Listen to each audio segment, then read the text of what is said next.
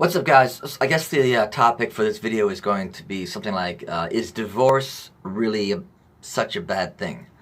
And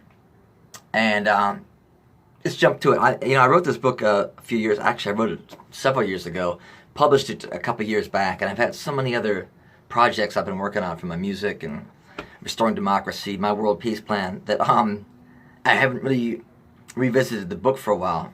I was reading it today, and something clicked for me, a topic I should talk about, divorce, because I just learned that some of my friends over the past several years have, gone through divorces recently.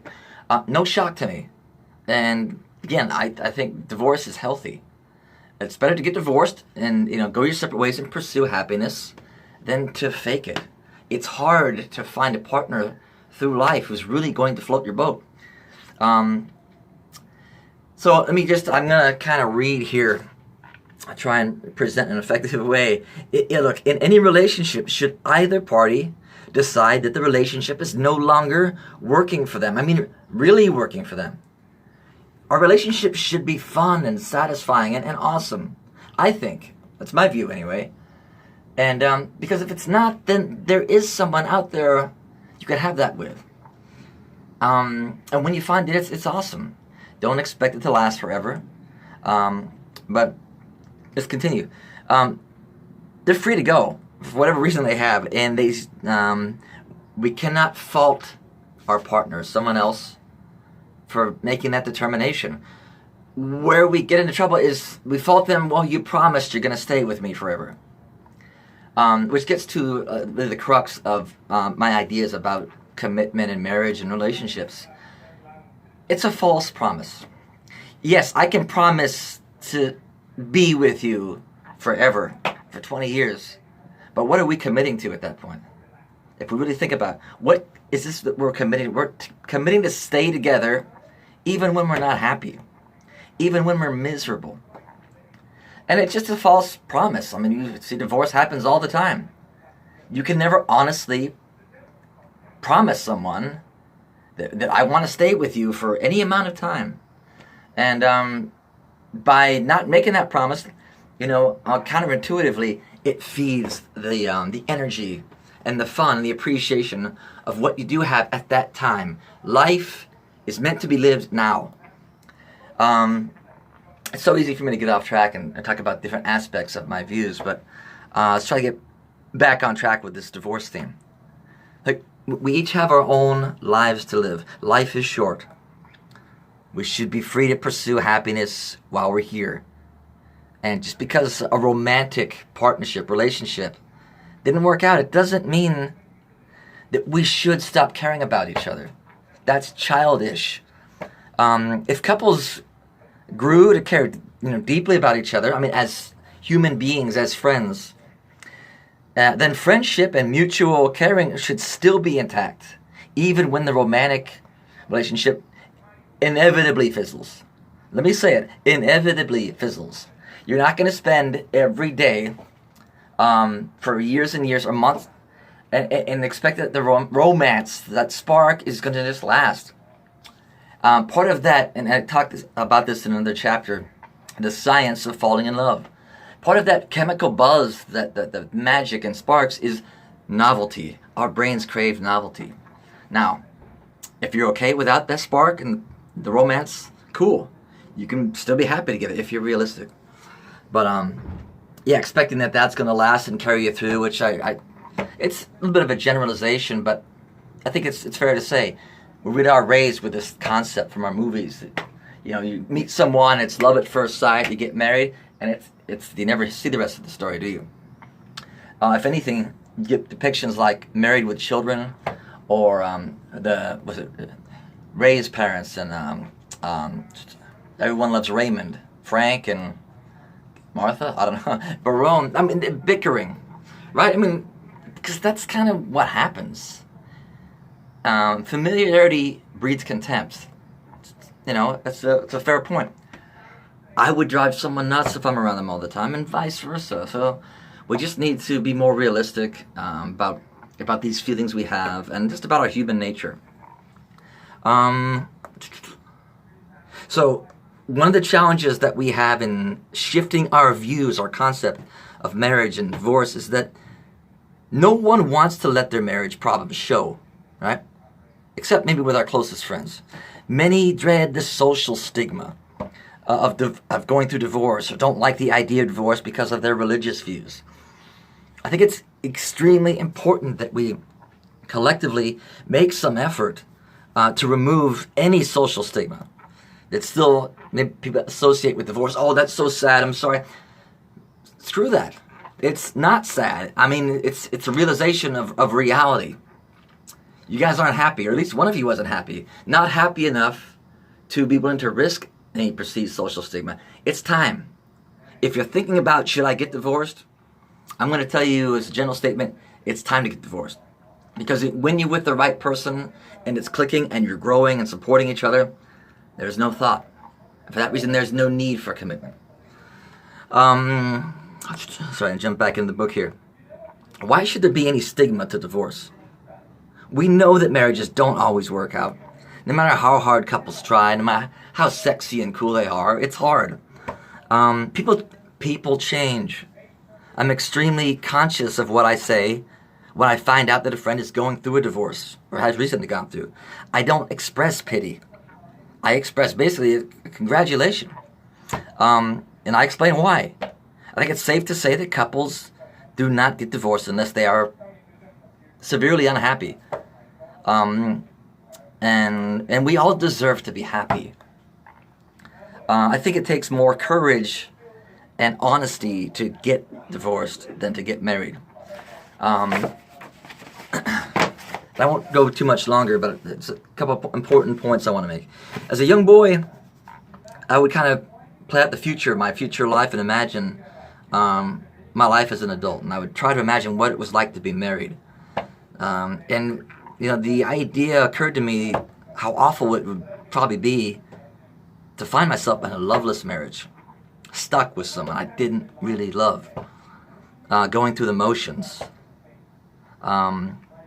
Because of my religious upbringing back then, I was deeply Catholic. I knew I would never choose to get divorced. It's not God's way. It's not in line with my religious faith. So I imagined finding myself stuck, an actor playing a part of a happy husband. And there's a deeper concept here about living a real life. You're not here to be an actor, to conform. You're here to speak your mind and be honest. And anytime that you do conform, when your cowardice takes over and become another faceless someone else with a suit and tie, thinking and watching all the same movies, I mean, it's conforming to this mess, life loses its flavor. You're not you anymore. You're just a faceless, another one of the automatons. Pay your taxes, make as much money as you can and die. That's not life. Now, I've tried to get an accurate statistic of the divorce rate in the United States. And I found a lot of disparity in the figures I found, but most people seem to accept that about half of all marriages fail. I've seen ranges between 30, maybe up to 60 at the top. The point is, I think that's high, but the point is, we all know plenty of people that have been divorced, right? More than that, we know plenty of people who are miserable in their current marriage, and yet they stick it out for the kids or any other reason, religious views. More than that, we know plenty of people who may not be miserable, but they're not deeply satisfied with their marriage, with their relationships. I think we all deserve to be deeply happy. I imagine many, many men and women are reluctant to speak candidly to their spouse and honestly express, their dissatisfaction or express any sense that things aren't perfect or going so well. Without honesty, you guys are dead in the water. You are actors. It's false. It's fake. On top of that, I'm sure there are many, many men and women who don't exactly understand why they're feeling dissatisfied and would therefore have difficulty communicating that to their spouse or partner. To me, it's clear that we have a big issue to address. Something I've come to realize over the course of my life is that the vast majority of us would sooner believe and buy into the idea that there's something wrong with us than to question the validity of the existing paradigm. I can give you multiple examples, but this one, marriage. Marriage is great. It always works. It's the best way. That's how we're supposed to have relationships. Never question that. They say, well, I did something wrong. I married the wrong person. It's just worth pondering both possibilities. Because I'm convinced the paradigm it's a joke. It's not marriage and commitment. You would never ask someone to stay with you who you really loved in an evolved, mature way. And more than that, if you love yourself, and that's the point, I'm not going to get to it in the book, I'm just going to speak off the cuff. If you love yourself in a mature adult way, meaning you like yourself, you deserve good things, you would never ask someone to stay with you out of an obligation, out of pity. You say, no, I like myself. I'm not perfect, but I don't want your pity. If you're happier with someone else, for your sake, because I love you, for my sake, that I want to be with someone who does have that buzz and that connection, right? It kind of baffles me that I have to point, what seems so obvious to me, all these misconceptions. If you just think logically about this institution, it's not healthy. It's failing. Again, the divorce rate, in instances of cheating, the fear, people just not happy with their relationships. Now, let me close out with a little thought experiment, which you can say is far-fetched and meaningless. It's not. These thought experiments have a purpose. You get to see things differently. Imagine that medical science could extend human lifespan 500 years. It's possible at some point in the future. 500 years. Now, do you really think there's someone out there who just floats your boat? You guys have all the great conversation, the sex is great, all the qualities that you want in a relationship, and then you're still going to want to, you spend a lot of quality time with your spouse.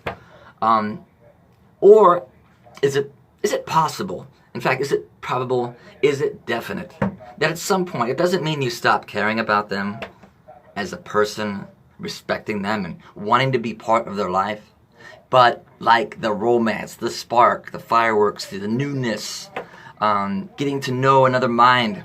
You've had the conversations. You know how they see the world. You know their jokes. I think, at some point, it becomes less stimulating. Nothing wrong with that. And I don't say these things to be controversial. I welcome the controversy because when people hear it, I think it's going to help, catch fire. I'll get a lot of hate and backlash, and it's cool, but I want to make it clear that my intention is to help people lose the fear and the confusion about this process of falling in love versus love. And that's another part of really the crux of this book. We need to be clear about, these are really two different concepts, two different things in our brain. Understanding the different parts of our brain. The primitive, selfish, greedy, fearful reptilian brain, which we have, it's part of us, versus our more evolved, cerebral cortex, neocortex. And they are, clear to me, two different concepts, ideas about love, tied to each of these regions. Primitive, reptilian brain love, falling in love, the drug, the buzz, is powerful, but it's selfish in nature. It wants to possess them. And if they leave, it turns into anger and jealousy, and it can be destructive. We're past that now. We've evolved as species. We need to recognize there's a deeper kind of love. It's the love of Jesus. It's the love of, great leaders. It's the love of humanity, which is unconditional. It's God's love. It's divine. That no matter how much you want to be with them as an animal, you get your selfish wants and you feel good and they make you feel better about yourself. That's there, but that's not the best of us as human beings. And it's not the best idea of love. So no matter how much you want to be with them and have fun with them and all the great things that you get out of it, damn it, people, altruism has to be part of it. It supersedes all the selfishness. And say, more important than what I get out of this, I love you so much as a human being, as a friend. Your happiness supersedes mine. I want you to be happy. That's evolved love. So, yeah, I'll keep doing videos. I think at some point this will catch fire. We'll see. I wish you well. Have a good day, babe.